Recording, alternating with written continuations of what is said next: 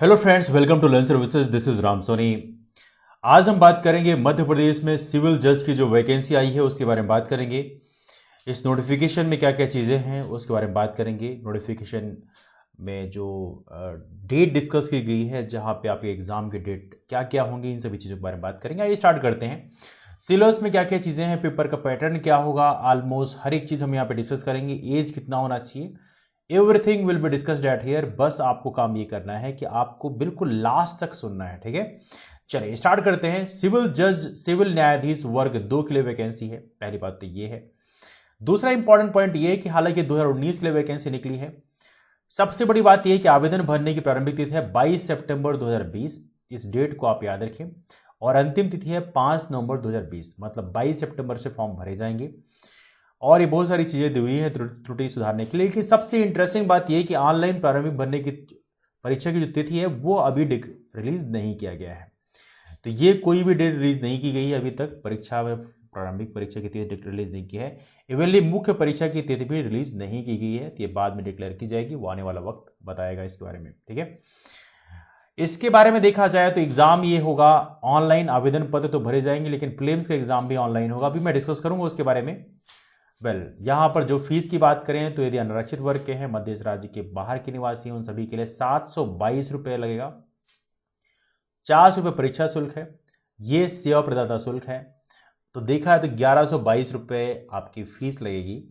यदि आप मध्य देश के निवासी हैं और आरक्षित वर्ग के हैं तो आपकी फीस लगेगी 722 रुपये। तो ये फीस स्ट्रक्चर है, इसको आप याद रखेंगे। इतना फीस आपको फॉर्म भरने के लिए देना पड़ेगा। इसमें एक इंपॉर्टेंट पॉइंट ये है कि इसमें रिक्त पदों की संख्या जो दी गई है वो है 252। और यहाँ पे देखा जाए तो 192 तो ये हैं, 192 पोस्ट हैं, जिसमें से 60 जो पोस्ट हैं ये बैकलॉग्स हैं। जो प्रीवियस ईयर के जो बैकलॉग्स हैं उसको भी भरे जाएंगे, तो ये भी आप याद रखें। अनारक्षित पोस्ट की जो वैकेंसी है ये है 96 पोस्ट, ठीक है।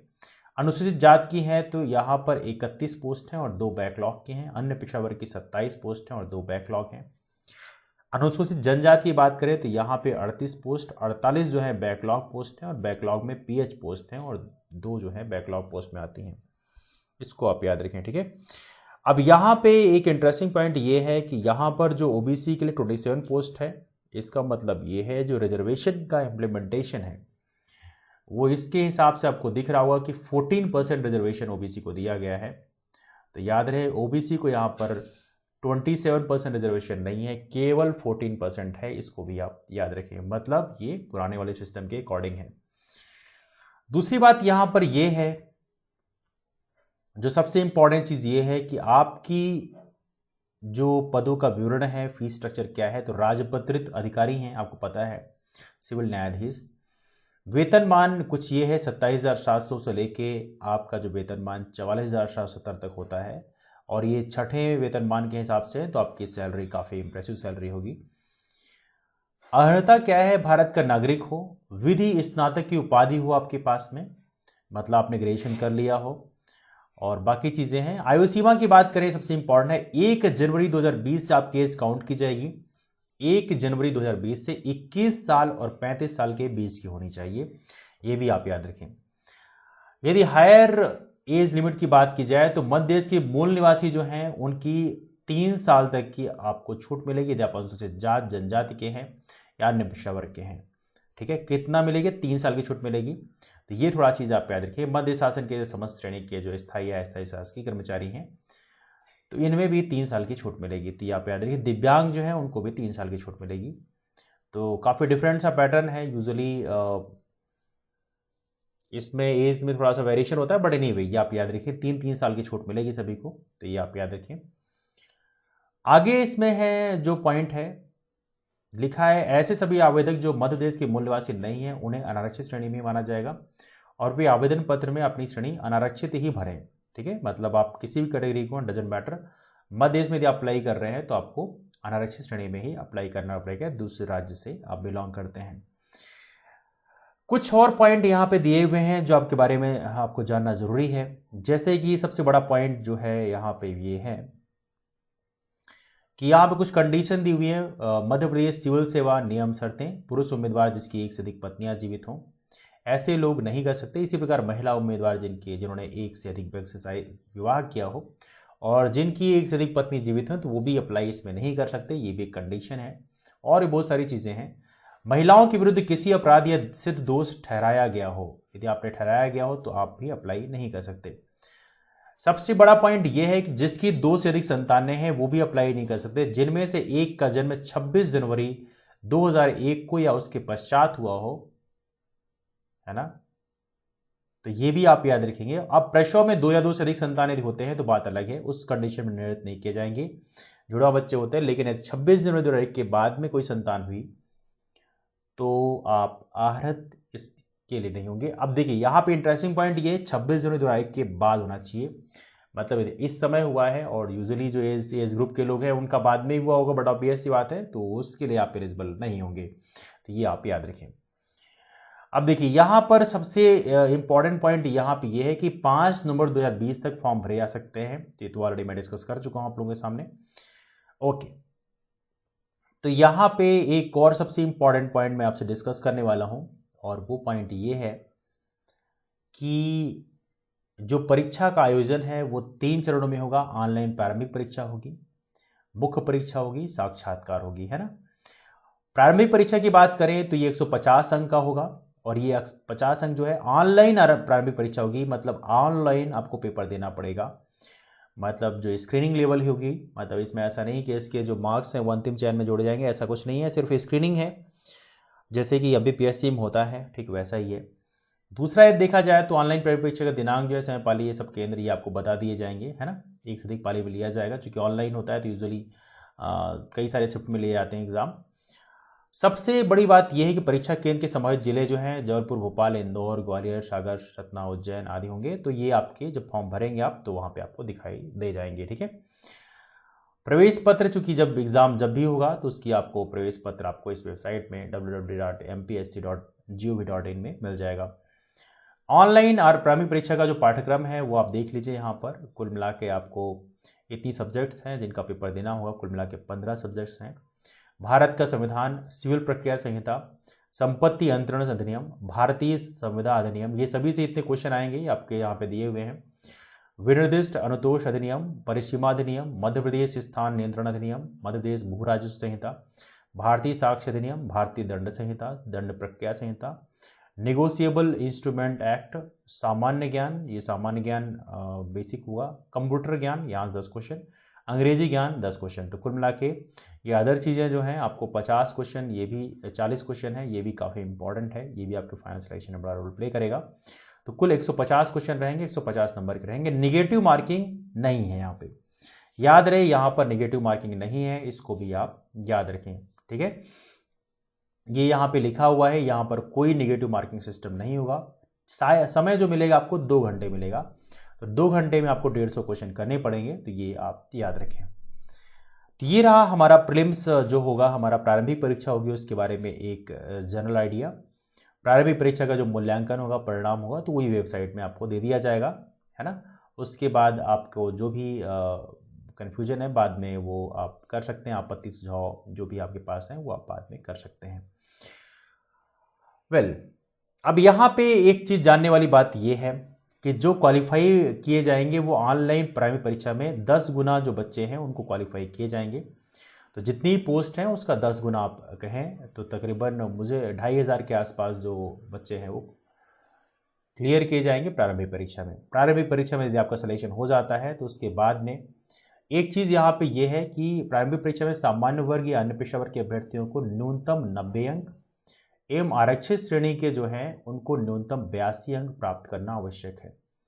ये काफ़ी इंटरेस्टिंग है, ये जानकारी होनी चाहिए आपको कि 150 नंबर का यदि पेपर है तो इसमें 90 अंक आपको लाने पड़ेंगे, तभी जाके आपको आप प्रीलिम्स क्वालिफाई कर पाएंगे। और आरक्षित श्रेणी के हैं तो आपको 82 अंक लाने ज़रूरी हैं, तभी जाके आप क्वालिफाई कर पाएंगे।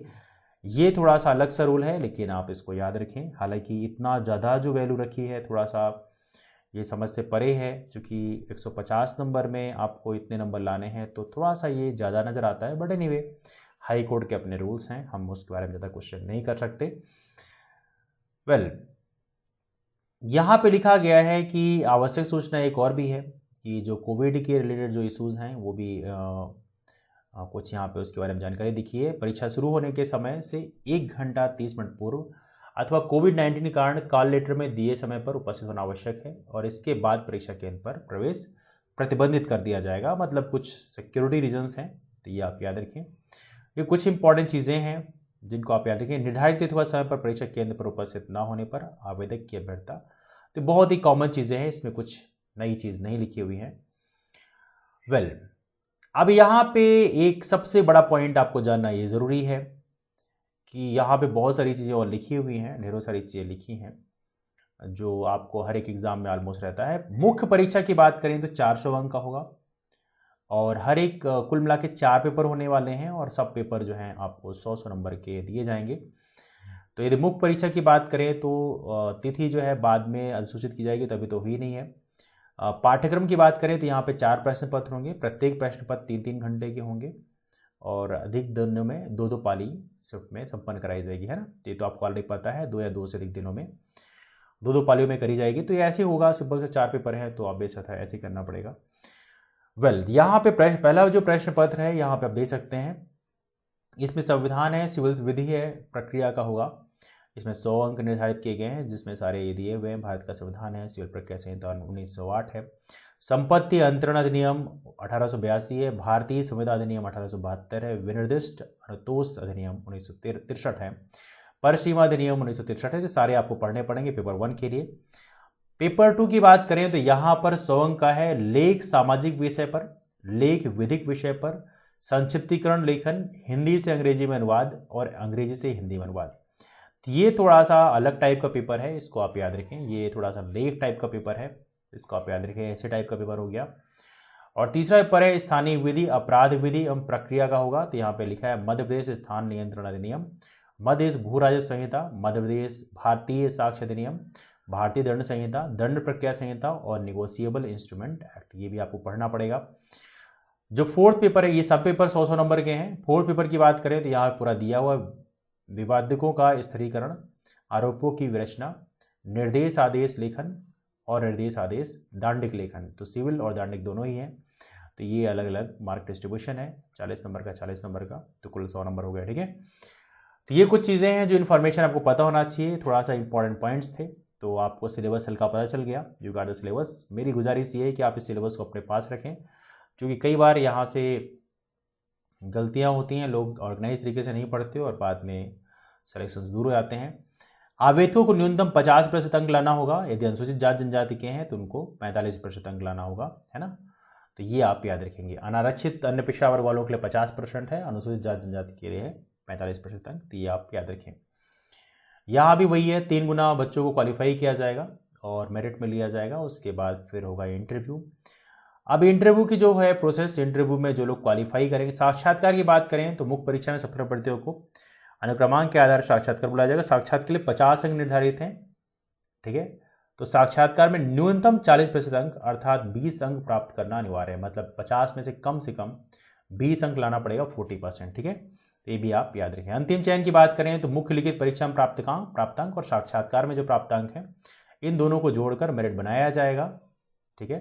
और इसके हिसाब से आपको दिया जाएगा, लेकिन उच्च न्यायालय का निर्णय सर्वमान्य होगा। तो ये बहुत ही नॉर्मल चीज़ है, तो ये आप याद रखें। तो कुल मिला के आपको 450 नंबर के हिसाब से आपकी रैंकिंग लगाई जाएगी, तो ये आप याद रखें।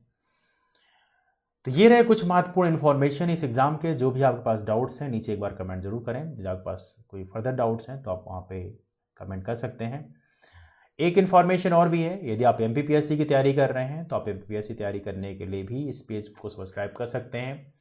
और हमारा टेलीग्राम का एक ग्रुप है, यदि आप उससे कनेक्ट करना चाहें तो राम सोनी MPPSC करके टेलीग्राम का एक ग्रुप है, आप इसको ज्वाइन कर सकते हैं और आप उनसे जुड़ सकते हैं। तो फिलहाल इस वीडियो के लिए इतना ही। वीडियो पसंद आया तो ज़रूर से लाइक कर दें, दोस्तों में शेयर कर दें, और यदि आपने चैनल को अब तक सब्सक्राइब नहीं किया तो सब्सक्राइब कर दें। तो फिलहाल आज के लिए इतना ही, मिलते हैं फिर, bye bye, take care, thank you.